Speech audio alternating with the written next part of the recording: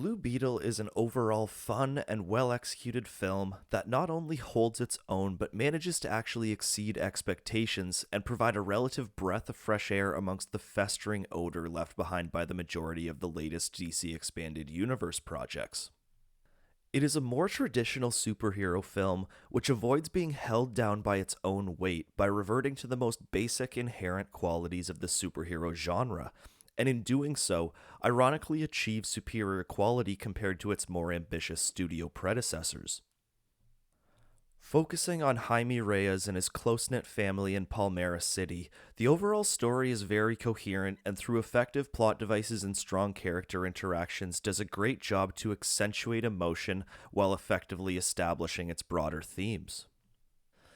It successfully incorporates comedy that ranges anywhere from witty to slapstick and combines it with exciting and visually striking action sequences without suffering from the former undermining the latter.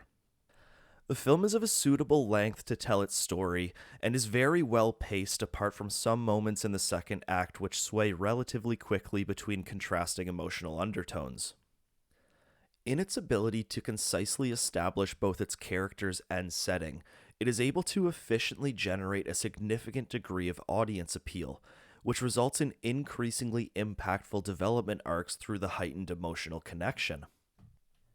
While George Lopez was hilariously unpredictable, I personally didn't find myself blown away by any of the performances.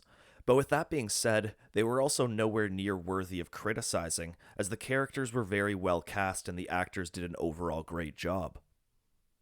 And while I'm far from a Blue Beetle comic book aficionado, I was thrilled to see how well the movie honored and incorporated many different aspects of its source material.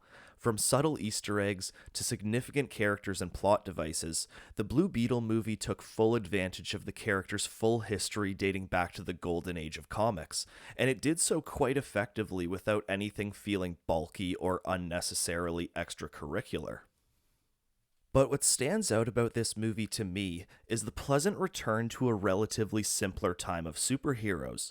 Where Blue Beetle ultimately succeeds more than anywhere else is in its morals and inherent lessons. It is the classic trope of how a superhero is more than just their powers, as power, in the wrong hands, is useless to enact good. It is what draws a greater audience into a superhero story, demonstrating that by standing up for the little guy, embracing your friends and family, and becoming more together, anybody can truly rise up and become a hero.